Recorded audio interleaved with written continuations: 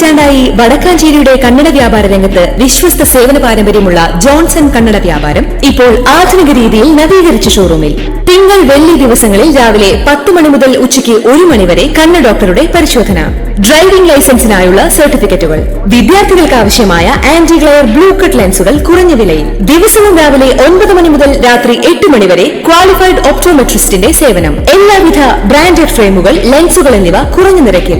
Johnson Kannada വ്യാപാരം, John's tower, divine ആശുപത്രിക്ക് എതിർവശം, Vadakkanchery. Phone 94963474. Kannur ADM ആയിരുന്ന നവീൻ ബാബുവുമായി ബന്ധപ്പെട്ട ആരോപണങ്ങൾ അന്വേഷിച്ച ലാൻഡ് റവന്യൂ ജോയിന്റ് കമ്മീഷണറുടെ റിപ്പോർട്ടിലെ വിവരങ്ങൾ പുറത്തുവന്നതിന് പിന്നാലെ പ്രതികരിച്ച് റവന്യൂ മന്ത്രി കെ രാജൻ.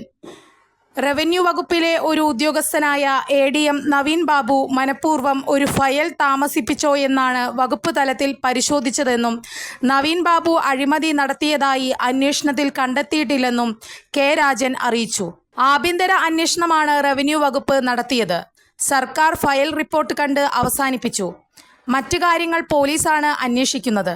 റവന്യൂ വകുപ്പിന്റെ ഈ കണ്ടെത്തൽ ADM കേസിലെ ക്രൈം അന്വേഷിക്കുന്ന ഏജൻസിക്ക് ഉപയോഗിക്കാം. കേസിലെ ഗൂഢാലോചന റവന്യൂ വകുപ്പിന് അന്വേഷിക്കാൻ കഴിയില്ല.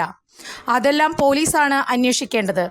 പോലീസിന് റവന്യൂ വകുപ്പ് അന്വേഷിച്ച് കണ്ടെത്തിയ കാര്യങ്ങൾ കണ്ടില്ലെന്ന് എങ്ങനെ പറയാൻ കഴിയുമെന്നും അദ്ദേഹം ചോദിച്ചു. കൂടുതൽ വാർത്തകൾക്ക് ഞങ്ങളുടെ ചാനൽ സബ്സ്ക്രൈബ് ചെയ്യുക. ഫേസ്ബുക്ക് ഫോളോ അപ്പ് ചെയ്യുക. വാർത്തകൾ വേഗത്തിലറിയാൻ എനി ടൈം ന്യൂസ്.